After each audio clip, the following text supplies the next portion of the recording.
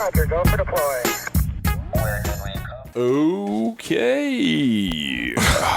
Welcome back. Oh, hang on, we should harmonise this. Welcome back. Welcome back. The radio. Dun, dun. Boom, boom, boom, boom, boom, boom, boom. I wrote a song the other day. It's so stupid. You wrote a song? No. Yeah. I wrote really? it. Ready? Do you want a beat? No. Just a cappella. You can do. Okay, do a beat, but you'll have to pick it up after I start singing. All right. Okay. You go. So you start. I think I've sung it before on the song, but on On the song? Yeah. Even though you wrote it the other day. Welcome to the podcast. Welcome to the show. Welcome to the podcast, Benchfit Radio. We are the best podcast. We are the best. Come and stroke our hummels. We're better than all the rest. That's all I wrote. Now I'm going a cappella. Poor old Ziggy starter. That's it. That's all I got. And now it is. that sucked. Where the biggest fucking bins? I wrote that. That was all right.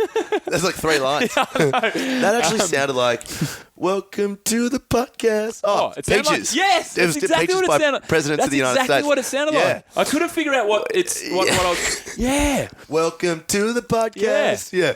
How does that go? How's the start of that go? Dun, dun, dun, dun, dun.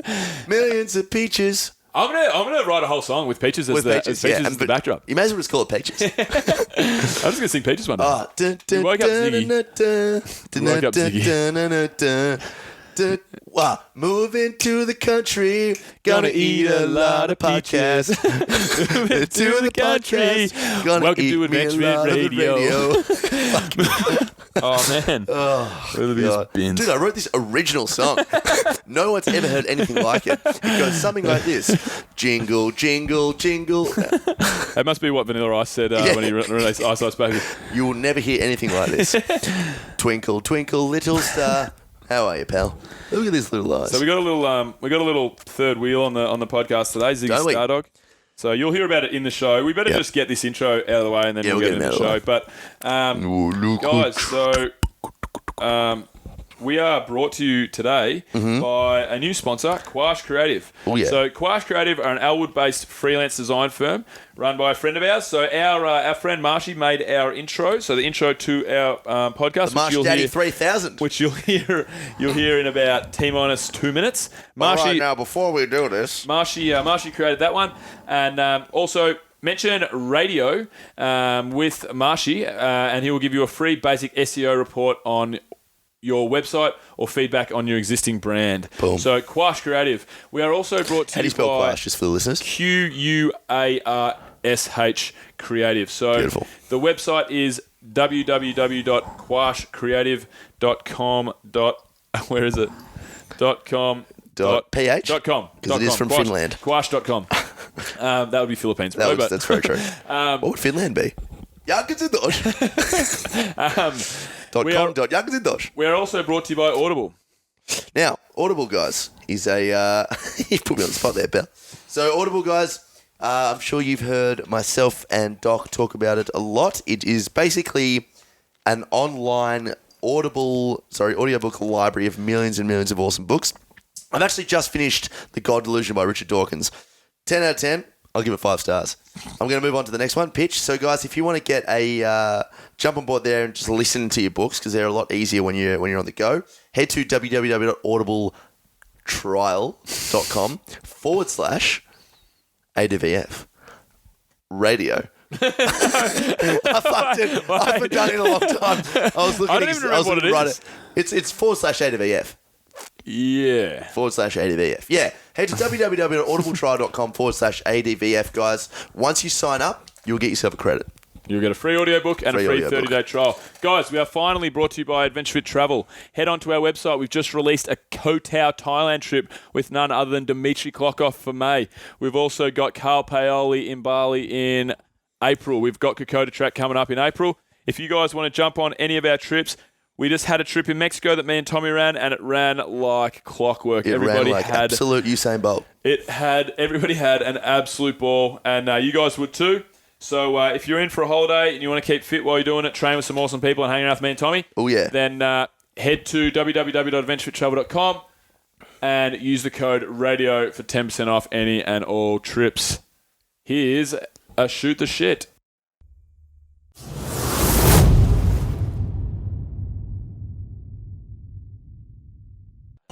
Everybody, a Timmermatic in the house.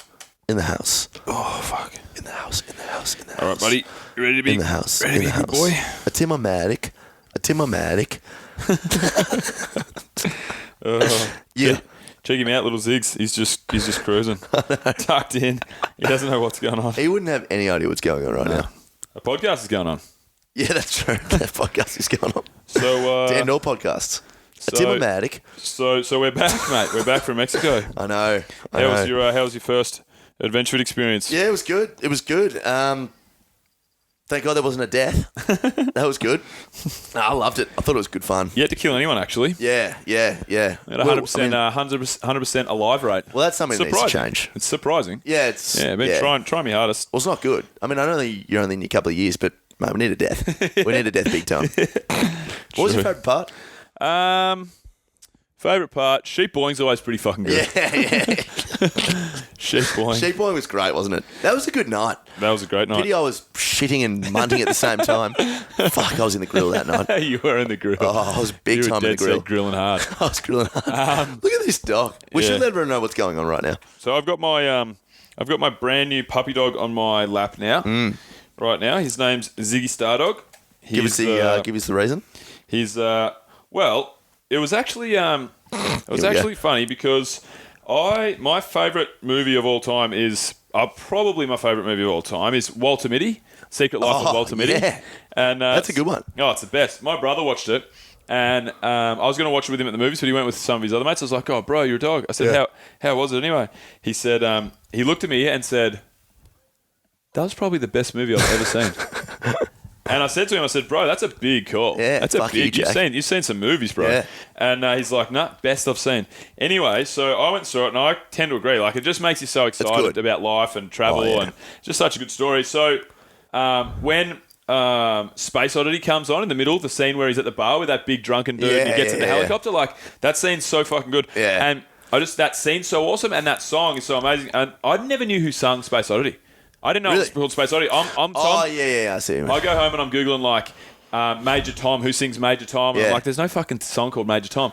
Anyway, so I found out it was David Bowie. I'm like, Bowie? Because I always knew Bowie, but I always thought Bowie must just be lame. I don't know why. I don't know. David Shitty. Yeah, one of the greatest recording artists of all time. And I'm like, fuck Bowie. Yeah, he's the worst. Yeah, so I started listening to Bowie and I'm like, what the fuck?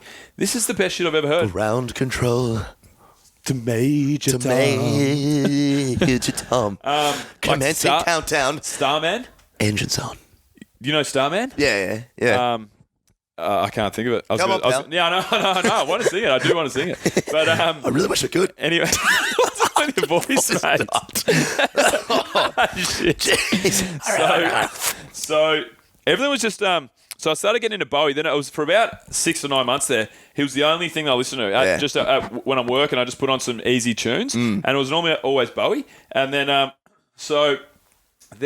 I got a little cousin named Ziggy. My best mate Frey named his dog Bowie. Bowie. Good, And then, what the fuck else happened?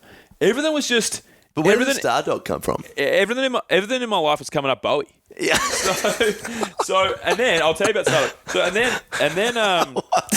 everything in my life was coming up Bowie. Yeah. And then the fucker dropped dead. Oh yeah, I know. Yeah. I didn't know he was sick. Obviously, everybody knew he was sick, but he just died. I'm like, oh man, he just became my hero. Oh yeah. So recently, everything was coming up Bowie for you. This is like a year ago, mate. This is in the last. This is probably a year ago because he probably died like 9 months ago now. Recent Bowie sesh. Yeah. And then, but Ziggy, you know Ziggy Stardust. You know what Ziggy Stardust? No. So the reason, David Bowie before David Bowie was Ziggy Stardust. Really? Yeah. That was his genuine name. That was his name. That was his recording name. Oh, okay, yeah. And it was. Have you ever heard of Ziggy Stardust and the Spiders from Mars? No. So that's David Bowie. So Space Oddity, Starman. So he's just obsessed with the universe. Oh yeah, 100%. Good. And so that was his alias basically, and then in one of his concerts in Japan, they were doing a world tour, and he was in a concert in Japan, and it was Ziggy Stardust and the Spiders from Mars. That was his band. Yep. That was the band, not his band, because he was just the lead singer. And he used to dress up in those crazy outfits. That was Ziggy Stardust. That was his alter ego. That's like who he used was. to have the red spiked hair and the mullet. And the star thing on his head. Yeah. And the massive... Kabuts. the kabuts. No, wasn't it the Third Reich? Yeah. That was that one. Yeah. That's what I saw anyway. So in Japan, when he was in Japan on one of his live albums, you can hear him say, "Okay, guys, really pleased to be here, and thank you all for coming out. And it's very special to us because not only is this the last song we're going to play tonight, this is the last song that we're ever going to play." Jesus. As a band. Yeah. So this happened in Japan. So he plays, "Did you like my English accent?" Then I did not even try to do a Bowie. Yeah. And then so it was very okay. Yeah. Guys. I was pretty much tea. Yeah. I steered well clear. Yeah. But so he basically did a mic drop, got in his car and bailed and never said anything to the band. Yeah. All his best mates just fucked him over. Really? That was the end of that was the end of their band. Really? That was it. He didn't tell anyone. Didn't tell anyone. Shit. Yeah. So I found that out in a Bowie documentary, and then when you listen to the live album, you hear him actually say it on stage. Yeah.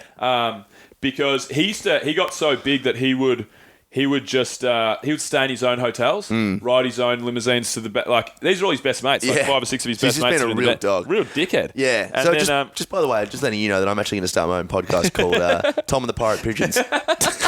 I don't know why. Tom and the Pirate what? Tom and the Pirate Pigeons. Oh, let's do the Pirate Pooches. Tom and the Pirate Pooches. You're not going to go there, mate, Ziggy. Tom and the PPs. The PP Toms. I'm stealing your dog and I'm stealing your podcast. Yeah. But you're good with that? So Ziggy starred dog rather than Ziggy, that makes sense. Ziggy. Do you think he likes his name? Ziggy. Yeah, maybe he doesn't know it yet. He's literally chewing your hummus right there. Yeah, he is. He doesn't know his name. He's only about. Fuck, he's a cute dog. He's only about 12 hours into being called Ziggy. You know. And he's how old now? He's 8 weeks and 2 days. 8 3 weeks days. and 2 days. 3 days now. 3 days old. Yeah. So he's cruising. Imagine what it like. I know I said it before, but just imagine what it's like looking at everything and not knowing what the fuck it is. It's insane. That's like how I feel every day. Yeah. He's freaking right out. Coat hanger. He's freaking right out. He was having a great time with the carpet. I don't think he'd seen carpet before. Yeah, I reckon he'd been on floorboards. He's before. literally trying to rip the carpet apart. I'm like, Bowie, that's Ziggy. That's not a bad. Well, he never saw my foot before. Yeah. That's a good point. Yeah. So anyway, I should try and not focus on the dog as much, but yeah. So I got little Ziggy Stardog. He's good. I'm a little bit nervous about it because it's definitely a big change in my life. Like all these people having kids. I've got mates who got like 3 kids, 3 kids, 2 dogs, 7 mortgages, fucking 2 businesses, and I'm like, I've got a fucking podcast and a dog. Yeah. Oh shit. Yeah, it's classic. But cheek magnet though. But it is a chick magnet. It is definitely a chick magnet, and probably a dude magnet. The old Kerr Doctor back on the market. So me and Bowie. I keep calling him Bowie. That's Phrase Dog. Come here, pal. Me and Ziggy. Go over to Tommy. Mate. Go over to Tommy. Oh, look at you. You and me are like eggplant and peach. Oh. How are you, mate? So I wonder what this is going to sound like to the listeners. This is going to be so strange. There's 2 blokes just playing with a dog for an hour. Yes, a dog. So fuck, I got back from Mexico. I ended up I somehow survived pretty well over to the wedding. Took me from start to finish. Took me 40 hours. It's ridiculous. 40 hours to get there. So you left the trip early. Yep. And you flew from Cancun Airport. I went, but if you take in how I got to Cancun Airport, it was an hour taxi from Tulum to Playa, an hour bus from Playa to Cancun, 2 hours from Cancun to Mexico, 2 hours from Mexico to LA, 14 hours from LA to Sydney, 2 hours from Sydney to to fucking Coffs Harbour, 2 hours in a car to Crescent Head. To Crescent Head. It was a nightmare. Yeah. It was a fucking nightmare. So you just had to get on the beers hard when you got to the wedding. Well, it was 3-day wedding, so it was a Friday night, and I got in there, and everyone was Corey had set up a backyard. Corey's a cricketer, and he's Preez, my mate's a professional punter. So anyway, just loves cricket, lives and breathes it, and all his family and friends are all the same, all my mates. So it was got in, had about an hour's snooze, and then actually not even. No, I didn't have an hour's snooze. I got picked up, and we had to go through the wedding rehearsal, which there was nothing fucking organised. And then straight down for backyard cricket. All the boys were drinking beers. I actually stayed off the beers on the Friday night, which was a fantastic idea. Good call. All the boys were. It was Hammering the beers. Oh yeah, it was like a 4 o'clock. Corey pissed the bed on his wedding night. The night Before the wedding. But he was staying by himself because the bride and groom don't. But he was. Yeah, what's that? That's a religious thing? No, he's not religious. It is true. It's probably from religion. It's a tradition that's probably from religion. Yeah, I'd say. That's weird, isn't it? Yeah. So Corey stayed by himself. So you don't bone the night before. Nah. And then you have the boning of a lifetime. Yeah. The following night. So I got in and it was backyard cricket, and I've never played cricket before. So this is when I knew I was off to. I've never played a game. Genuine. Oh, I played a game of cricket when I was 15. Fucking prick. Ziggy, what are you doing? Ziggy. Man. Ziggy, we're on air, mate. You can't do that. You can't just bite the humats. Look, so we got in and playing cricket and doing whatever. Because I've never played before. It was like everyone's trying to get me to bowl. Because it was pretty funny, obviously. But I played one game when I was younger, but I only fielded. They didn't let me bowl because I never bowled. There's no way I was going to bowl. And then they didn't let me bat, so I quit. Really? Yeah, fuck you guys. And we bowled them out for 8.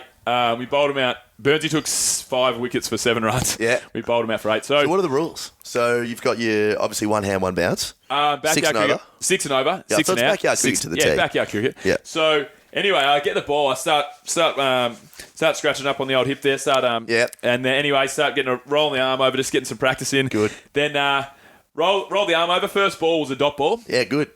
Not bad. Second ball, rolling the arm over again, getting ready. Here we go, boys. Big. I was pretty nervous. I've never done it before. Roll the arm over. Second ball. He's got him. He's out. He's got him. Genuine. Actually got him out. Yeah, got him out. I was head over the shirt over the head, sliding on my knees. Everyone's like, wrong sport, Pants bro. are off. Yeah. Wrong sport. But I was so excited. Yeah. So and then what happens? So they're like, okay, when you get someone out, you bat. Yeah. So I've only bowled 2 balls. I've got a dot and a wicket. I go in at bat. I've never batted before in my life. I'm like, fuck, this is going to be ugly as shit. So I'm standing there facing up. I'm like, how's this going to go? Hang on. No, Mate, wrong way. Just reenacting it now. You look retarded. Yeah. So I'm like this. And my mate Jamie, one of Corey's other groomsmen, he's a new mate of ours. He's a new mate of mine because Corey's been mates with him for 15 years. Yep. But I just met him at the Bucks. He's a ripper bloke. Bloke. And he's a super talented footballer. Gets paid $30,000 a year playing footy locally and local leagues. And anyway, so I thought he'd be a pretty handy cricketer, although he's never played before either. Anyway, so I'm a little nervous. Jamie's bowling to me. First ball, stand here. And then bowls the ball. And I've gone down onto one knee and gone whack. I've hit it for 500 metres. Yeah, 6 and out. I'm telling you, mate, it went 1,000,000 metres. I'm telling you. I know it sounds like a long shot.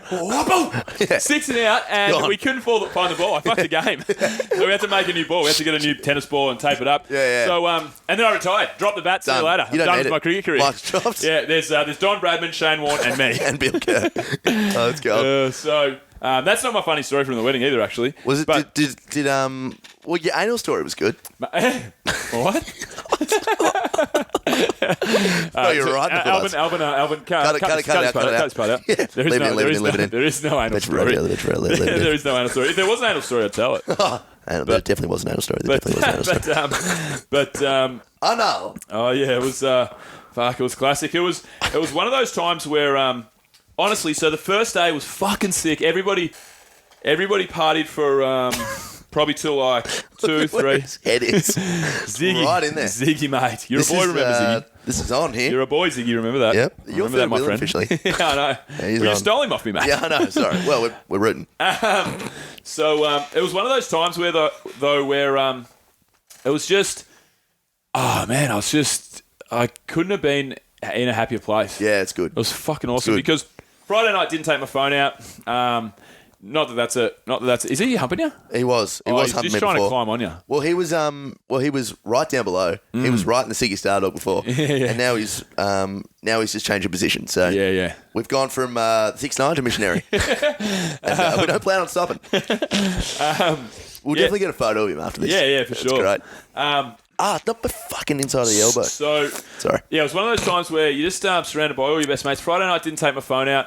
Sober, but I up and about too. Like everyone was drunk. I was there till like 2, 3 a.m. till everyone else was, telling stories, having laughs, like being ridiculous. And this is the Friday night. And I felt really good. I'm like, fuck, I should do this more often. Go out sober because I was having such a good time. But but it's also like all my best mates. Like you go out to a bar or something, it's a bit different. You know, fucking flogs all around you and like pumping music. Oh, that's right. Music was pumping. Everyone's trying to showboat themselves. Yeah. So it's different when you just got all your mates. Yeah. So it was awesome. And then I woke up Saturday and got ready. So I was MC and best man, so I had both duties on the mic. And, killed both of those. Good. Corey and Ange didn't have anything prepared for, like, timelines and this has got to be before this and that, whatever. So we kind of ran through it, me and Cause, but it was a perfect wedding. It ran smoothly, but I think there was a lot of stuff that wasn't organised that should have been organised, you know? For me, anyway, I felt like I didn't know what was going on. But I was asking Corey and Ange a couple of questions and I thought, fuck, I'm not going to hassle them on their wedding night. Yeah, that's right. So I just ended up taking charge and like speaking all that. Yeah, and all, pretty much ran it behind the scenes, I reckon, and did a good job. So I was fucking proud of myself. But I'd argue you wouldn't want a massively planned sesh, wouldn't you? Like you wouldn't just be fun and just to seamlessly go through to the next. You fucking.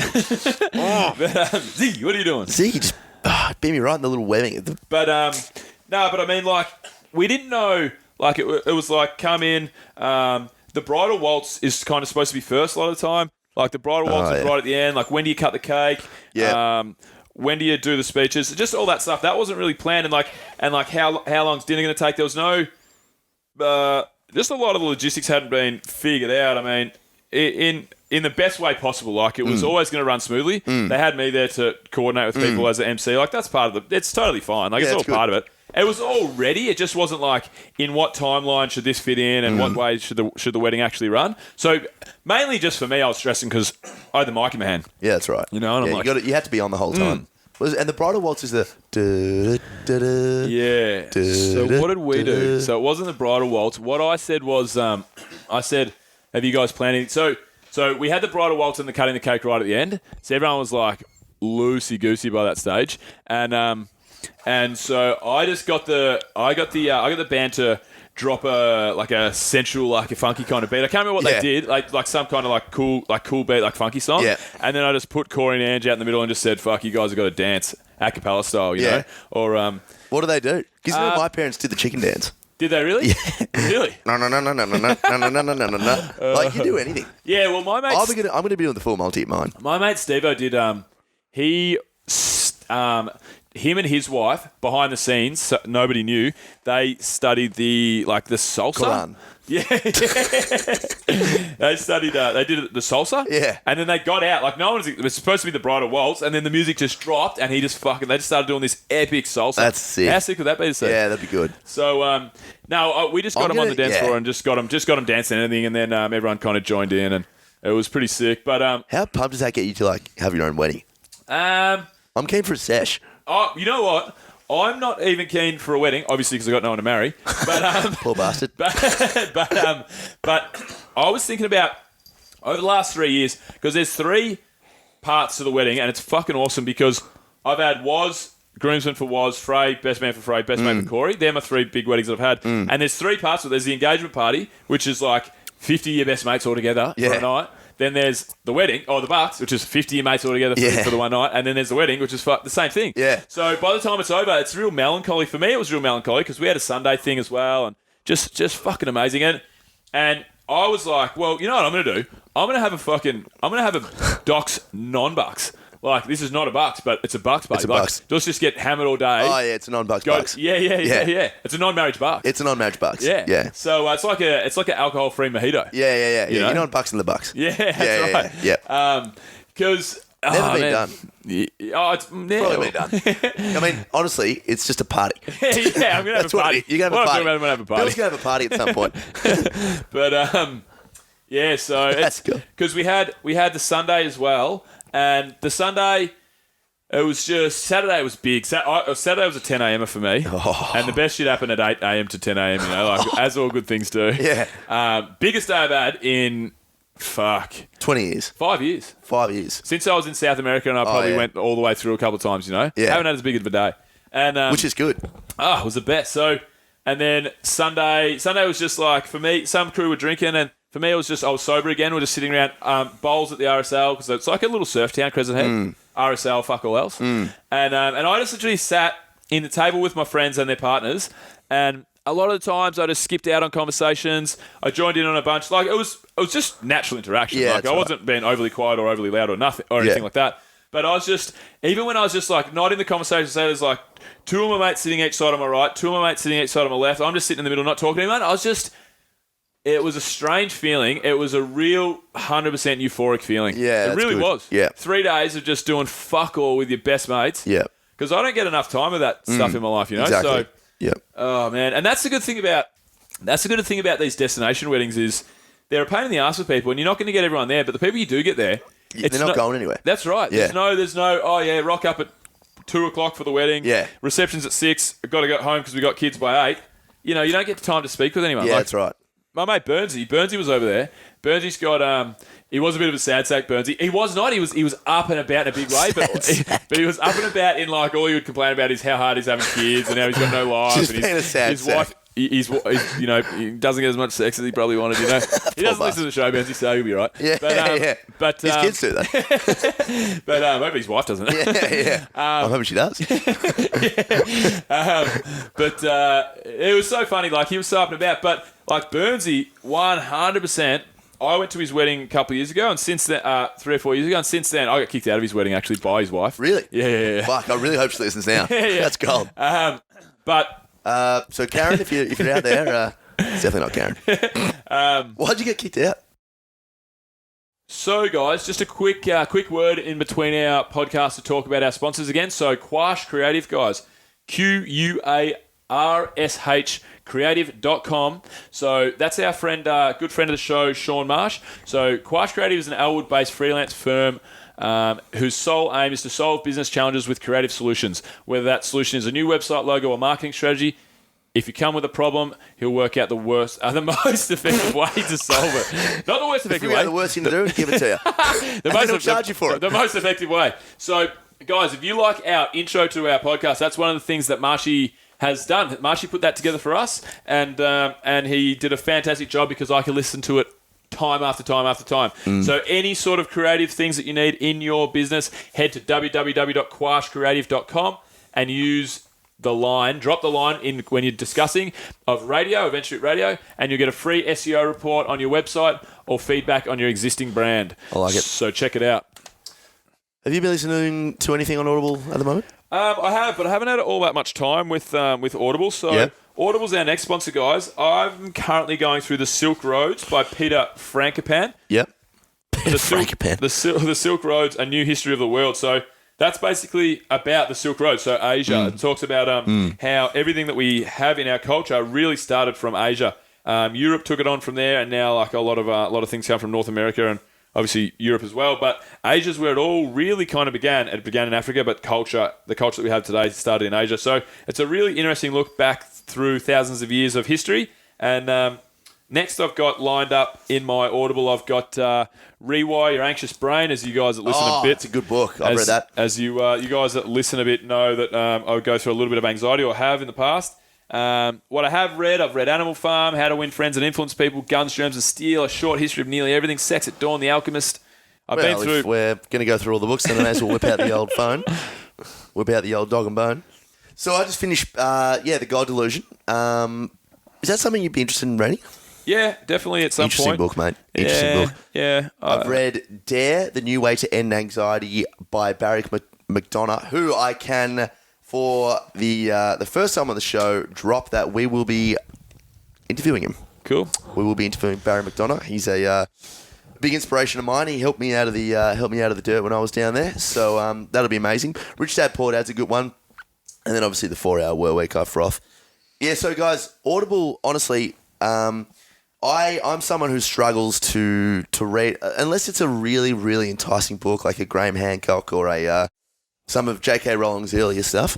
I struggle to read. I struggle just to sit myself down and find the time to read because I love to just do stuff all the time.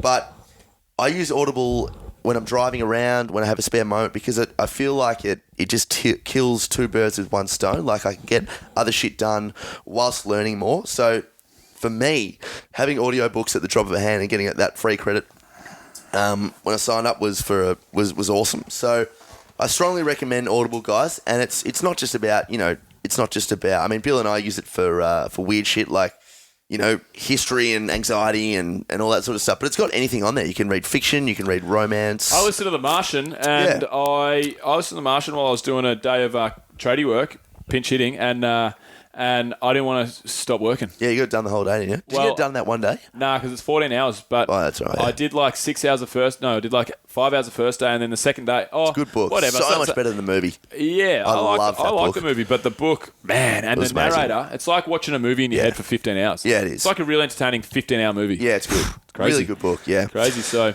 guys, jump to www.audibletrial.com/ADVF and get your free credit, like we said in the intro, for a 30-day trial. Back to the show. Well... Just being a bin. Burnsy reckons it was a bunch of different reasons. His wife apparently reckons it was a bunch of different reasons, but the reason that I was told at the time, the bridesmaid... What I was going to say just to finish off is Burnsy would have been one of those guys that would have had to bail. Yeah. So we had the 3 days of Burnsy and it was fucking awesome, Yep. But as far as getting kicked out of the wedding, so there was me and Wooler, who's Burnsy's cousin, who's a mate of mine. Yep. Me and Jack Woolcott were the only two people that were single at the wedding, that were dudes. And then there was 2 single women. One of them was a bridesmaid, and one of them was a photographer. This redheaded photographer chick. Yep. Burnsy made the seating arrangements that the redheaded photographer was directly in between me and Wooler on the table, on the dinner table. Yeah. It was classic. And me and Wooler were like fighting for her affection, basically. Of course. But it was like a running gag between the boys and like me and Wooler and stuff. Yeah. And, so you were in on it. Yeah, well, we both definitely would have hooked up with her, but we weren't really caring at all. It was more of a fun gag and like a bit of a laugh and whatever. And we were just enjoying ourselves. Anyway, so the bridesmaid obviously sits near the bride. So she's the other single chick. So I haven't spoken a word to her all night. And I'm sitting down with Ash Purdy, who's a great friend of mine, really old friend. It's a chick. And a good friend of Burnsy's. Yeah. It's a chick. It's a chick. It's a dude. So sitting next to Ash, and I remember sitting down, we're just taking photo after photo after photo, and this chick, the bridesmaid, comes and stands above me and Ash, looks down at us and goes... this is no shit what she said to me. Yeah. She goes, just wanted to let you know that you're a fucking asshole. And I kind of like looked at Ash. Ash is a legend, just loose, like fun chick. Yeah. I look at Ash, I look at her, I said, excuse me? Yeah. I said, I haven't even talked to you. Yeah. And she goes, that's exactly why you're a fucking asshole. She goes, she goes, I was going to fuck you tonight. What? And you haven't even spent a second to come and try and talk to me. So you can get fucked. Literally, looks over and goes, you can get fucked. Something like that. But I will. And I just started pissing myself laughing. I just started pissing myself laughing. I'm like, what? And just me and Ash were making gags. I'm like, whatever, love. And then she walked off. See you later. Yeah. She walked off. And but then after that, like, I was probably a little bit lippy to her. Yeah. Well, that's fine, though. She called you an arsehole. I would walk Mate, she called you the whole of an ass. Yeah. You are Brown Circle McGee. Yeah, I am a hummus. You are a hummus. Mr. Hummus. You don't want to be there. Hummus! That's going to be so loud in the mic. Hummus. Anyway, so I went about the night, kicking around, having a good time, and me and this chick ended up having like, it was kind of like flirtatious banter on the fact of like... Flanter. Yeah, on the fact of us... the conversation that we'd had, but then I might have maybe gotten a little bit out of hand. Like I was walking past her and I'd be like, "Oh, have you found anyone that has found anyone to fuck you yet?" Or like, and then she what just about this bloke? Derek. Derek. So I just had I was sitting in the pool and Burnsy's wife came up. I was sitting in the pool with all my mates, just cruising, just having a good time. And Burnsy's wife came up. She goes, "Oh, you got to go." The chick, whatever her name was, doesn't want you here. Who was her best mate? Yeah, her best mate. So, but it was, and I just went, "Fuck!" There was no arguing because it's a bride. Yeah. You can't not. Fuck off, fuck. This is my wedding. Yeah. So I just packed up and bailed, but but it was just because, but Burnsy's wife reckons, which is. She doesn't know what she's on about. And then, so she reckons that I went up to the bar and ordered drinks. The bar was closed, so I went up and ordered drinks under Matt Burns' name. Fucking, of course I'm going to. Yeah. It's a wedding. Yeah. Who cares? Oh, I see what you mean. Yeah, And then apparently... Well, that's fair. They yeah. wouldn't even have the tab. Yeah, exactly. Yeah. And I would've done that. apparently I do that walked- without a wedding. Yeah. I'm talking about Burnsy. Bertie, just so you know, you have a $5,000 $4 tab million at, tab at out there. Caulfield IGA Liquor. And the Glen Ira Pharmacy. So, and then apparently I chucked a couple of bottles in the bushes, like all these little like random things. Yeah. And I threw a towel in the pool or something. Like So three you things were like on. that. Three things like that. You were just being a menace. And those things could have happened. Yeah. But at the time, I remember it pretty distinctly that I was kicked out because the chick didn't want me what there it was. anymore. Well, I 'cause- mean, that could have been the camel that rocked the straws boat. Fucking hell.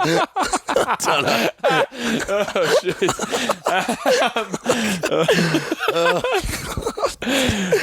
That's stupid.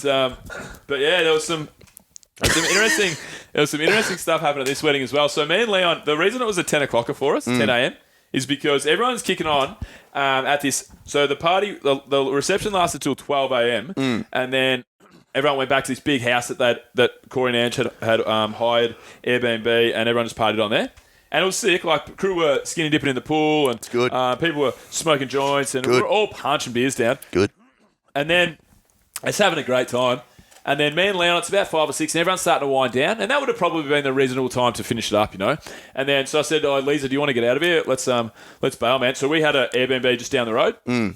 So to get out of there, it was down and right, down again, and then left and down. It was basically just downhill. Yep. It's about probably a 10, 15-minute walk. And then Ziggy's... How cute is that? That is ridiculous. Yeah, if you're listening, Ziggy Stardog is just absolutely He's cruising cooked, next to Tommy. isn't he? He's just sleeping his little heart out. That is, if you've ever wanted to eat in a dog more, now's the time. Talk about when the chow mein on point. I'll take a photo of the little fella. offensive. We'll put it on the social medias. I look like an idiot here. We're still recording we're as waking well. him up. We're waking him up. Oh no. Okay. Act natural. Yeah. So. Hello. So we had to walk back to our apartment. So we started walking, and for about 30 minutes we're walking uphill. Yeah. And then we're pissed as fuck, you know, like we're so you're drunk. And I said to Leon, hey man, aren't we supposed to be walking downhill? Leon goes, yeah. And what the fuck's that freeway doing here? So anyway, basically we'd walked half an hour in the wrong direction. Yeah. So we walked back. Took us. We'd been walking for an hour when we when we got back to where we started. So, but the good thing was we had 6 beers with us. Yeah. So we took 4 beers, and Leon goes, we're gonna need more than that. So okay. So what was the time? This is about 6 a.m. by this stage. Okay, So yeah. sun's starting to come up a little bit. Then we start again. We're going downhill this time. Like, right, we've actually figured it out. So don't know how, though. It took us like an hour to get back there still. All these, we're just 2 guys at about 20 beers walking through the street. I've got 1 button done up on my shirt. My shirt's unevenly buttoned. So like the collars don't line up. They're like 2 buttons out. I've only got 1 button on because I was swimming. Just a real Austin Powers. Yeah. I got my wedding pants on with my pants rolled up to my knees, no shoes, no anything, just looking like a fucking hobo. Disgusting. Leon, because Leon works at Melbourne Football Club and he's just straighty 180. Legend, loose has, great guy, one of my best friends. But he's also very well presented. So Leon looks $1 million. He looks great. Yeah, and I look like a homeless bloke that's found some guy that's been in a wedding shirt. Yeah. You know, so... And anyway, we're walking through the streets just making a ruckus, and all these people in their houses are yelling out, "Oi, shut up, you fuckheads." We're trying to... Anyway, we get down to our apartment, and then we still had a few beers left, so we were literally sitting in the gutter, talking to bike rides they go past, talking to people as they walk their dogs, and because everyone knew about the wedding. It's such a small town, they knew we were in town for the wedding. Yeah. So anyway... we're all talking to all this crew, literally sitting in the gutter with no shoes on, drinking beers at 8 a.m. And this old woman comes up to me and she goes, "Oh, you guys have had a big night, haven't you? What's going on down here?" And we're like, "Oh, it's been a wedding, and my best mate's wedding," and she starts talking to us, and she asked me, she goes, "And what do you guys do with yourself? You guys seem really cool. What do you do?" I said, "Well, I've just got back from Mexico. I take people on adventure holidays for a living."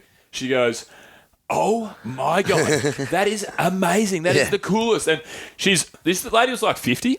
And she was infatuated with me. Yeah. Like absolutely infatuated with me. She's like asking me all these questions, telling me she loves my beard. "Oh my God, you're so handsome." Loves your beard. Yeah, you're so handsome. You're so this and that. And like the whole adventure travel guy, like that. Anyway, so I'm like, "All right, lady, no worries, whatever." We're just having a hilarious time. Sitting in the gutter still, drinking beers with this old lady. She goes, "All right, fuck this, you're coming with me." Grabs my hand and pulls me out of the gutter. I said, "Where are you going?" She goes, "I'm taking you to my daughter." What? So, yeah. So I'm like, Lisa, what do I do? Yeah. She's dragging me through the streets, like dragging me forcefully through the streets. I said, Lisa, come with me. He goes, fuck that. I said, hey, lady, have you got any other daughters? She goes, I got 2. I said, Lisa, she's got another daughter. She's got another daughter, yeah. So, What about you, love? Yeah. So anyway, we walked through the streets. She busts down the door of her house, and her daughter is sleeping on the lounge room with her on the floor on a blow-up mattress with her mate in the lounge room. Really? Yeah. So she shakes her daughter. Casey, wake up! I've got something I want you to meet. I've got something I want you to make. Yeah. Nice, mate. Anyway, so pushes me into her daughter. I sit down. I literally, just for a laugh to make Leon and her laugh, I've picked her daughter up and sat her on my lap. Yeah. Her daughter's like 16 at this stage. As me at this stage. Like, so anyway. She eventually gets older as the story continues. But at this stage of the story, she was 9. Yeah. So anyway, so I'm sitting there with my arm around her daughter. She was maybe 18, but like for the sake of the story, we'll say 16. She was 11. Yeah. And a boy. Anyway, so we're talking to the whole family. The grandmas came out and met us. The brother was walking around, wanted to fucking. So there just happened to be a family of 70 people. Mate, no, I had breakfast. Oh, really? It's 8:30 in the morning. Yeah. Like, and I've just rocked Some into it. rugless bin of a man has come in. I'm looking. Literally Mate, committed. I am looking 100% bin at this stage. Yeah, you are bin. And you've picked up a child. Yeah. She's on your lap. You've committed about 10 crimes. This is I'll show you the photo. This is the lady that that's the lady that picked us up. That's me. That's what I look like. Jeez. Disheveled as fuck. Leon's just got a blank stare. Looks like he's got nothing going through his brain. Lady. Yeah. That's classic. Anyway, he's looking good, Leon. Yeah. Oh, he's looking good. Looking a lot better than me. You are looking atrocious. And you're pointing to the iron. So that was us doing some ironing with the mum. Met the grandma. It was metaphorical. met the grandma, and then I was like, just to make this a better story, I better actually kiss this daughter, like, because she was trying to make me kiss her. Okay, hang on. Before we get into any legal issue here, can we just? You're allowed to kiss 16-year-old girls in New South Wales. Okay, that's good. Yeah, good. Yeah. And parts of Tasmania. Yeah. Oh, it's 14 in Tasmania. I thought it was 7. 14-year-old sheep. And 6-year-old dudes. Anyway, so Leon goes, fuck this, I'm out of here. This is too weird. So Leon leaves. Is he hitched up? No. Oh, okay, so he's on. Yeah, he's on. He's on. Why didn't you go with the mum? You didn't want to go with the mum. Oh. You just saw the photo, bro. I know, but you didn't want to go with the mum. She seemed Yeah. Anyway, so I'm like, all right, I'm going to go too. I said to the daughter, I'm like, you're going to... Yeah, I'm balanced. She goes, oh, don't go, whatever, like, hang around. And then we walked outside, and I was like, fuck it. Just for the sake of the story, I'm going to go in here. So I started making out with the daughter. And anyway, I'm making out in the driveway of the house, and then... Fucking next thing I know, the window opens of the room that's next to where I'm standing, and it's her old man in bed, and he goes, mate, fuck off, or I'm coming out there. Jeez. But the thing he said was, he didn't care that I was kissing his daughter. The thing he said was, yeah, I'm trying to fucking sleep. Cared more about his 8 hours. Yeah. Leon by this stage is fucking... child abuse. Leon at this stage is fucking about 200 metres away. Yeah. I said, Lisa, hang on, wait, I'm coming. And kiss this prepubescent fucking girl one more time, and legged it out of there, and then oh man, it was just got weirder and weirder. Yeah, it was, hang on, did it? Nah, it didn't. Okay, good. It didn't. You don't want to say that. That's as weird as it gets. Yeah, that's good. That's as weird. It's as anyway, weird as went it got, upstairs, and next thing you know, should make jokes about that. Nah, she was For all probably. intents and purposes of the story, everyone was 31 years old. Yeah. She could have been 18, but she could have also been 16. Yeah, so, which is okay. Yeah, we probably should look that up. Yeah, I think it's okay though. Yeah, so I would hope. Yeah. Yeah. But fuck, man, it was weird. Gold. And then, so we went down to get some breakfast straight from this. So we're hammered and didn't know what was going on. And we saw a couple of the boys, like our mates, they were going to get breakfast too. Yep. And I told that story, and they thought that I was delusional. Yeah. Like they legit thought I was making shit up. And then by the time we got back to see everybody later that afternoon, there was like. They told everyone, but there was people that could corroborate our stories. There was people like, oh no, I saw him sitting on the street corner. And then someone was like, I saw this old lady holding his hand walking down the street. And then the mum ended up being there. I was the one that put him in the house. Hey, what are you doing here? I'll just get some eggs. So it's actually funny because the whole story like grew, and by the time I got caught up with everyone like later that afternoon, they were like, hey, tell us about this fucking story. Yeah. It was pretty funny. It was one of the hooked stranger. up with 50 chicks. It was pretty. It was and pretty. Chicken. It was one of the weirder stories that I've had in a long while. Yeah, the mum dragged me back to her 16-year-old daughter. Yeah, that's weird. Waking her up in the lounge room. Yeah, that's weird. I mean, surely she would have wanted the 8 hours. And what was her mate? What was her mate doing? Her mate was just giggling away. She was hanging out. I was telling Leon to Well, get in there, son. Get the hummuts. I'm your end. Yeah. We're on. We're on. Let's make it work. Let's go. It was so funny, man. So all in all, pretty relaxed night. And the actual wedding went well? The wedding went really well, yeah. Yeah, that's really good. well. That's good. Did you have any like real shitty dad jokes?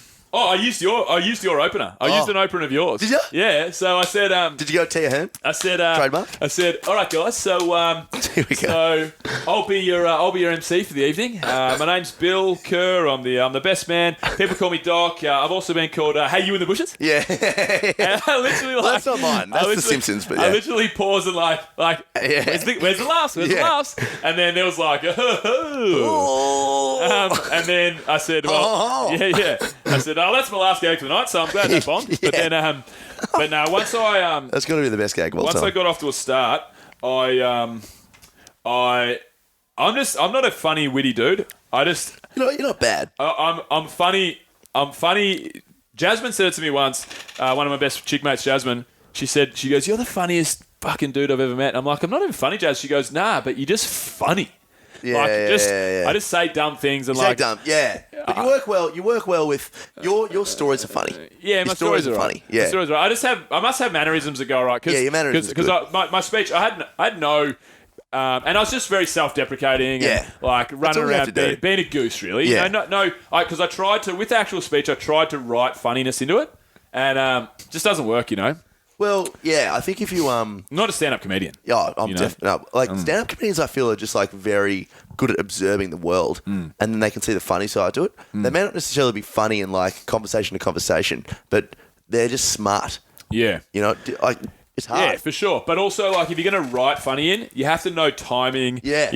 You have to know tone. Yeah. You have to know all that shit. So I was like... So I feel like you and I just kind of work off people. Yeah, that's right. That's what I did. I worked off the crowd. I worked off me fucking things up. Yeah. Very self-deprecating to myself. I worked off the band and, like, took the piss out of the band that were behind me, who were great. These guys were awesome. Racist, sexist, all the good stuff. Yeah. That's all you want to do. Yeah. I had one gag in the speech. The gag was...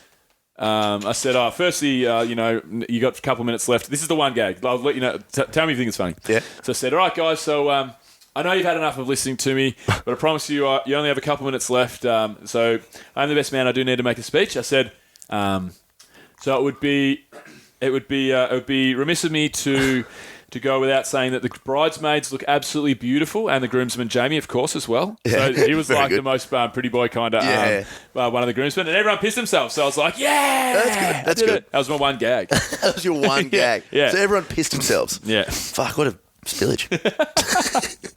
Anyway, That's unfortunate. It was a fun weekend, but now I'm cooked after that. Yeah, that's right. So you getting back into your powerlifting though?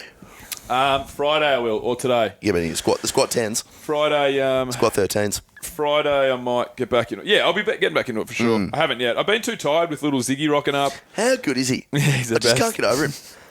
I know I said it before, but how far do you reckon you could boat him over a fence?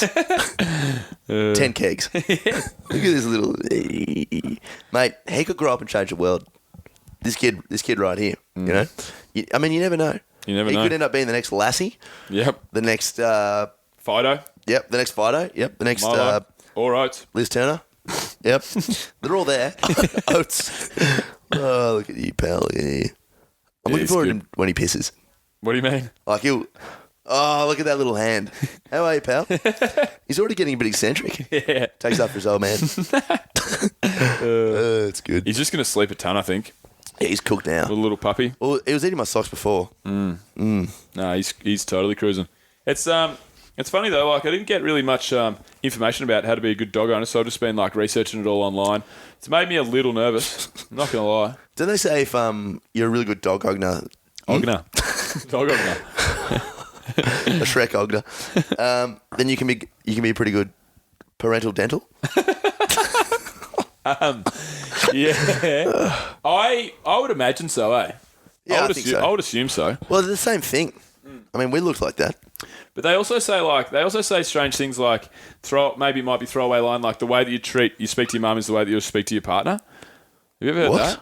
Yeah, like the way that you speak to your mum is the way that you speak to your partner. Well, that's right. I call my mum baby and come over here, sex pest. Sorry, Mum. I know you will 100% hear that, so I didn't want to go too far there. As if I... And Bill just called you a sex pest. As me, I'm calling a girl a sex pest. Sex pest. I would never do that. Sex pest. But I don't think that's the case because I talk kind of... I've always Dirty been... to your mum? Yeah. Nice. I've always been so nice to like my partners and like a little bit mean to my mum. Like I never get in arguments. Like I treat girls really nicely. And mum, I'm very blunt. Fuck you. And very like, I don't know. But I love my mum. Like we're close as fuck, you know. Yeah. Just a different way that I talk to her. Yeah. Why do they say that though? It's bizarre. That's got to be a Freudian thing, surely. Yeah, for sure. And I don't even know what Freudian means. I hear it all the time and I read it and I'm just like, I'll just pretend I know what that means. Well, I'll give you the story, pal. So I don't know why I called you pal there. Lay it on me, pal. Yeah, that was condescending. Lay it on me, champ. Tigger. So Freud, Sigmund Freud. Sigmund Freud. Yeah. Sigmund Freud was that famous psychiatrist. Yeah. I think he was a psychiatrist, not a psychologist. Psychiatrist. But he was obsessed with like sexuality and sex, and he believed like behavior was all related to sex and all that sort of stuff. And one of the biggest things that he sort of developed, I think, was that how you end up sort of going out with someone that closely resembles the opposite gender of your parent. So it's like I'd be attracted to like a girl who was kind of like my mum, or because that's who you've grown up with, and that's how you become comfortable in the world. But he was obsessed with like sexual relations and all that sort of stuff. He was possibly to today's standard a genuine sex pest. Yeah. So I don't know. Genuine creepo 1000. Genuine creepo 74. Yeah. Right. Yeah. Don't know. Yeah, but no, I think that makes sense because if you can look after a dog, you should be able to look after. The next step is a human, but a human's probably easier to look after than a dog in a lot of ways. Do you reckon? Well, I think so. Well, yeah. Well, in the early days, because kids don't do fuck all, but once they start to grow and learn, they have a brain, they have a human brain. But between 2 to 4, it's rough. Yeah. It's rough city. Well, it's gonna be rough city with him. Yeah, it's gonna be rough city. Although, do you reckon you'll get a lot of sleep? Well, last night he kept me up a fair bit. How, did he? Well, I had him in his bed, in my bed, and he was crying for a little bit. I was pretty stoked because I feel like he loves me already because it's good. Because apparently, like, you know, they have that separation anxiety from being taken away from their mum and their brothers and sisters. So I've got a rug that has this, like, that's his was in his, that one there. That little rug's got like his smell of all his family, so it keeps him, makes him more comfortable. Ooh, but look at you stretch. But yeah, so apparently they cry through the night a lot in the first few days. Yeah. But he literally was whimpering like, and then he just fed in the mutts for about 2 minutes, and then I sleep on my stomach and like headlock my pillow. Same. And I took my right arm and I was just like telling him it's gonna be okay and like rubbing his belly, and then he just stopped crying, and then he didn't cry again, and then a couple of times I caught him snuggled up to me. Like he was out of his bed and like nestled under my arm. Yeah. And I just have to give him a good boy, and put him back in his bed, and then give him a pat so he knows he's trying to teach him his bed, you know? Well, he's really good now, isn't he? He's just probably cooked. Yeah, just very excited. Big day flying and all the stress of all those new places. Sleep so much when they're young, like kids as well. Wonder why that is. I don't know. Wouldn't you, after being 9 months in the grill, be keen to just get amongst it? Yeah. Yeah.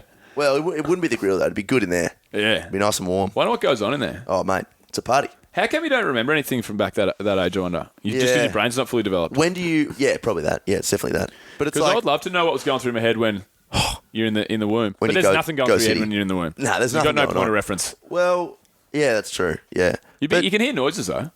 Yeah, they respond. They kick and stuff. So what's your first memory? Do you remember your first memory? Yeah, I remember my first memory. Yeah. It was at a party. My mum has these friends called the Pals. There's like three guys and a girl, and she was like best mates with the girl, Kim Powell.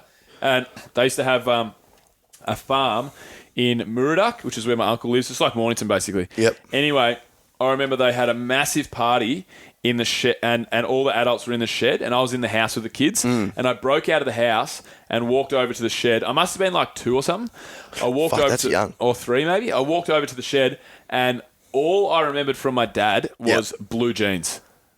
That's all. That's all. I knew if I could find blue jeans, my dad would be wearing them. Yeah. But everyone at the party in the 1980s was wearing blue jeans. Yeah, you know. yeah. So and they all had, like, my dad had long hair and like a mullety kind of look, as everyone did as well. And all my dad's mates had beards and mullets. Yeah. They all looked the same. And I remember walking around by myself, walking around for ages, like as a little kid. And I found this dude that I thought was my dad from behind. And I remember tugging on his shirt. It was a blue jeans. Thank God it was his shirt. Blue jeans, flannelette, tugged on his shirt. He turned around. It wasn't my dad. And I just remember bawling my eyes out. I was freaking. Well, that would have been a bit of the separation sort of thing. Yeah. That was my farthest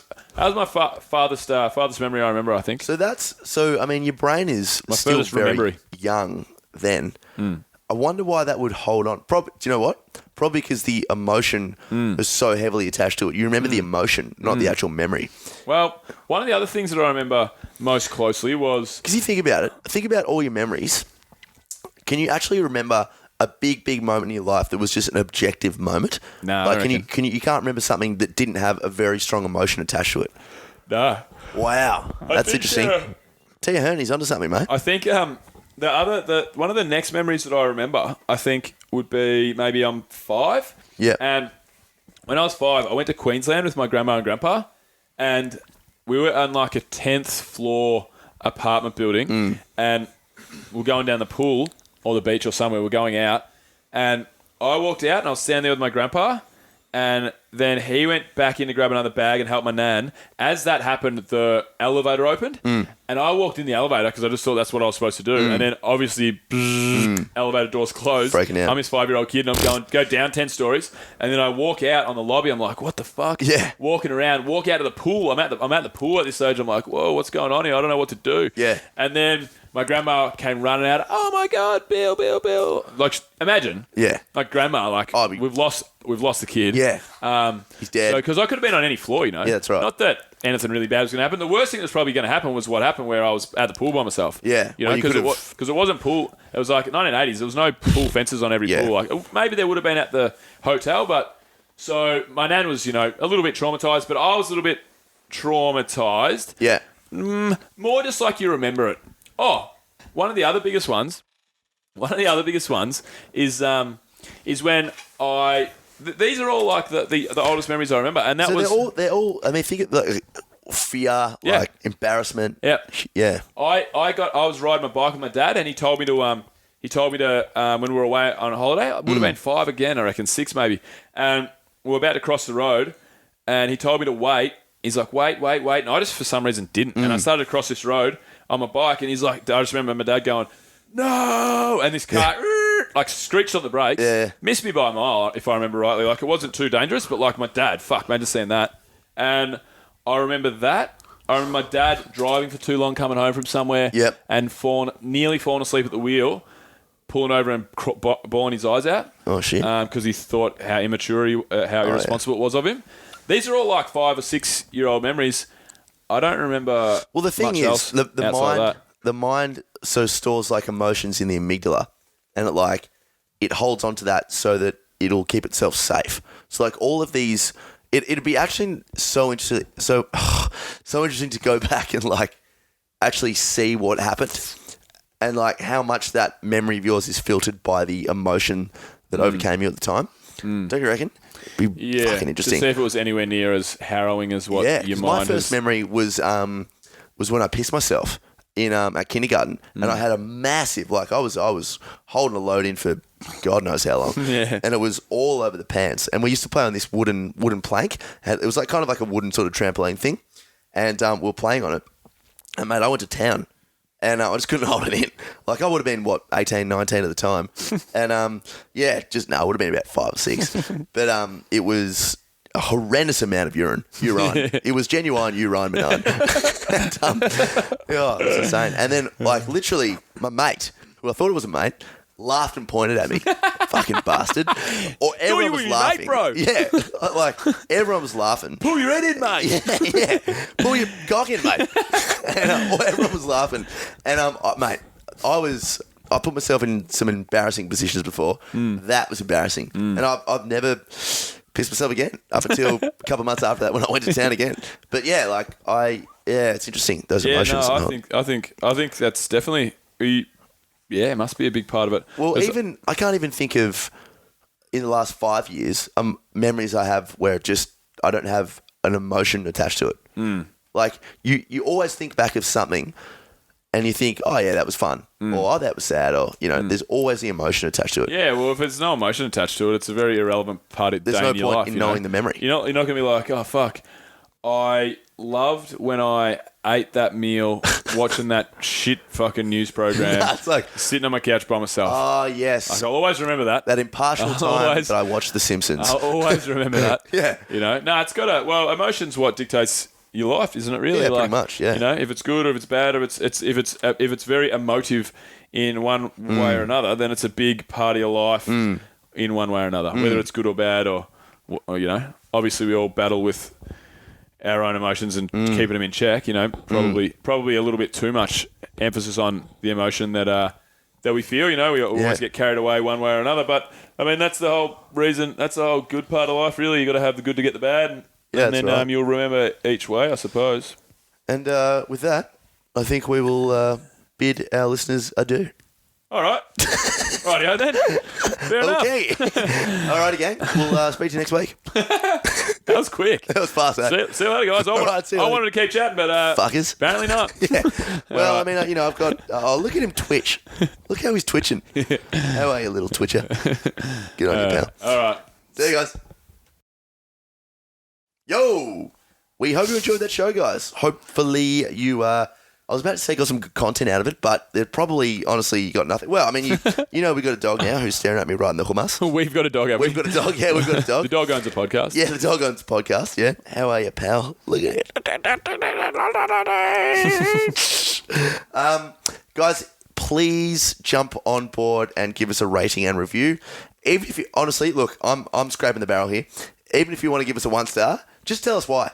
Tell us why. Give us a massive paragraph about why you were impressing a chick or doing a bench press or whatever it was, and why we ruined your day. We love reading those reviews, guys, and it helps the show out a bit. So if you can jump on board and help us out there, please do. Also, head to www.adventurefittravel.com and you can join and sign up for the mailing list there, guys. There you can keep up to date with everything we're doing at Adventure Fit. So all the trips that are upcoming.